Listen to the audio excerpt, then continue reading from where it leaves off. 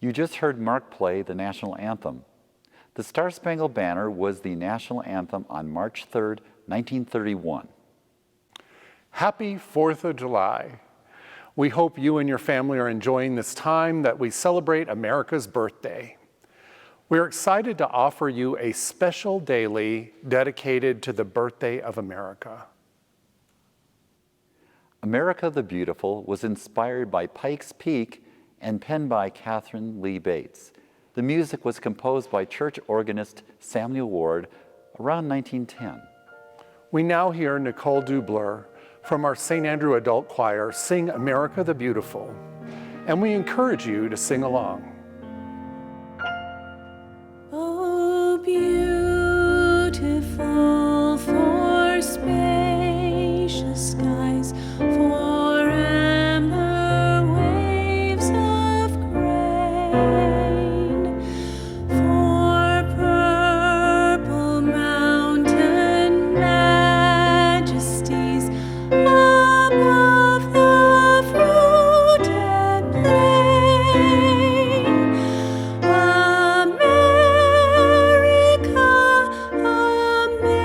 America, God shed His grace on thee, and crown thy good with brotherhood from sea to shining sea.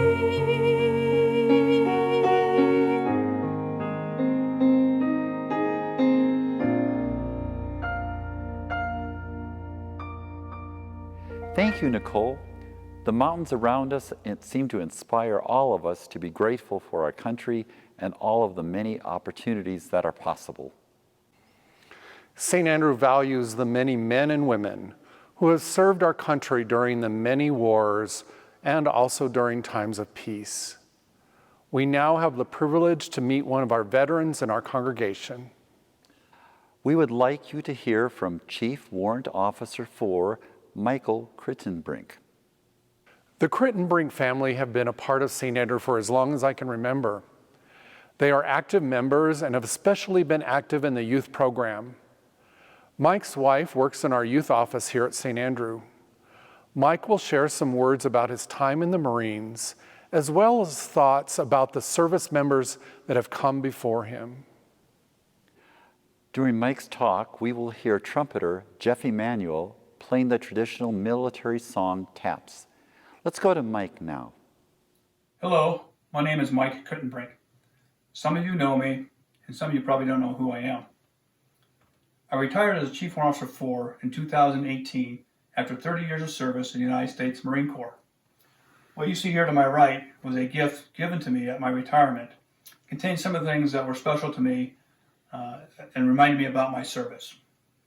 I'm with you here today at the request of Mark to offer some of my reflections, some comments about what it meant to me serving all those years, knowing that there were those who had gone before me.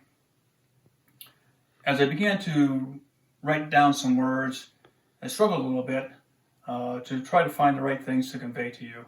I'll do my best, but again, it's a reflection of what I felt. It initially occurred to me that unless someone had an immediate family member who served in the military at some point, the recollection or remembering military members doesn't usually happen until Memorial Day. And I think that was the same with the young men and women who joined military initially. They truly don't reflect on those who had gone before them until they've been in the service and started learning the history, started hearing the names of those who had gone before them. Of course, they heard about battles and wars and famous people in history classes, but once they started serving, that remembrance, that reflection truly started to occur. Every military career is different, but the one commonality between all servicemen and women is remembering. Remembering those who had gone before us, those who died in battle, those who are missing in action, those who were POWs, those who struggle still today after coming home, those who dared to be greater than themselves and volunteer, and those who were drafted. We remember each of them as American heroes for the sacrifice they gave to you and I.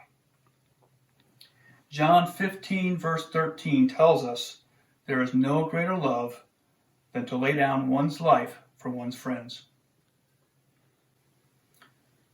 So the hearing of taps, those 24 notes, will oftentimes create a series of emotions that range from painful sadness to guilt. These notes that are arranged in a uniquely American fashion remind us of the guilt we feel for the gift we were given because we know we cannot repay that gift. It's a debt we cannot repay. One of the most important things we can do is to remember, to honor that sacrificial gift, and do the best we can every day to earn as best we can that gift that was given to us. Each of the military services has a ceremony that honors these men and women who are no longer with us. And if you've not had an opportunity to witness that ceremony, it is perhaps one of the most emotional, gut-wrenching ceremonies you can witness. So for me, for every day of the 30 years I served, I worked very hard to re-earn the title of Marine and to earn the honor of those men and women who had gone before me and paved the way. So on this day, on the 245th anniversary of the Declaration of Independence, I'd like to paraphrase some of the words that Ronald Reagan gave in 1985 at the Vietnam War Memorial. Remembering those who had gone before us sometimes plays tricks in our mind. We see these individuals, these sailors, soldiers, airmen, Coast Guardsmen, and Marines as wise and old. But in reality, they were very young when they died. And they gave up two lives, the one they were living and the one they would have lived had they come home. Their sacrifice meant they gave up the opportunity to be husbands and fathers, wives and mothers, aunts and uncles, grandfathers and grandmothers. They gave up everything for us. We owe a debt that we cannot repay. So we must reflect, we must remember, and we must honor that sacrificial gift. And like our founding fathers in 1776, who pledged to each other their lives, their fortunes, and their sacred honors, so do the military men and women who have served in the past, who serve today, who will serve tomorrow. We all offer that same pledge in defense of this nation. So happy birthday, America. Semper Fidelis. And now back to Larry, Vinny, and Mark. Thank you, Mike and Jeff, for that wonderful presentation. Thank you, Mike, and the many service men and women who have faithfully served our country. For some of our more mature viewers, you will remember Kate Smith. Kate Smith was known for her rendition of God Bless America, written by Irving Berlin in 1913. St. Andrew has our own Kate Smith by the name of Susan Brazel. Susan Brazel sings in our adult choir, but Susan has also sung professionally in the past and delights our congregation when she's a featured soloist. Let us listen to Susan Brazel singing God Bless America.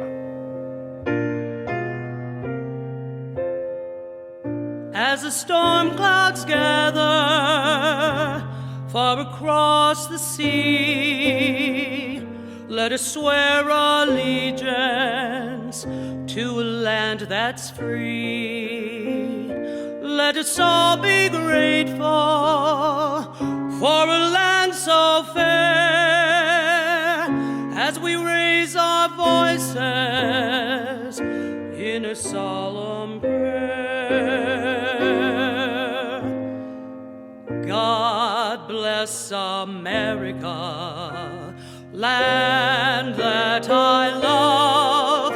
Stand beside her and guide her through the night with light from above. From the mountains to the prairies to the oceans wide with foam. God bless America, my home, sweet home. God bless America, my home, sweet home. From the mountains to the prairies to the oceans wide with foam. God bless America, my home, sweet home. God bless America, my home, sweet home. Thank you, Susan, and of course, Larry. Let me leave you with a benediction. Eternal One, in you alone is our freedom found. Freedom to walk in the light, freedom from our selfishness and pride, freedom to love and serve, freedom from death and pain, freedom to embrace life and your movement of liberation for all people, for all people. In you may we rise, broken chains at our feet, we who are alien to these lands, we citizens of the beautiful days to come, we who will dwell in the lands restored without bounds or borders, we who will rest in your embrace, we the people.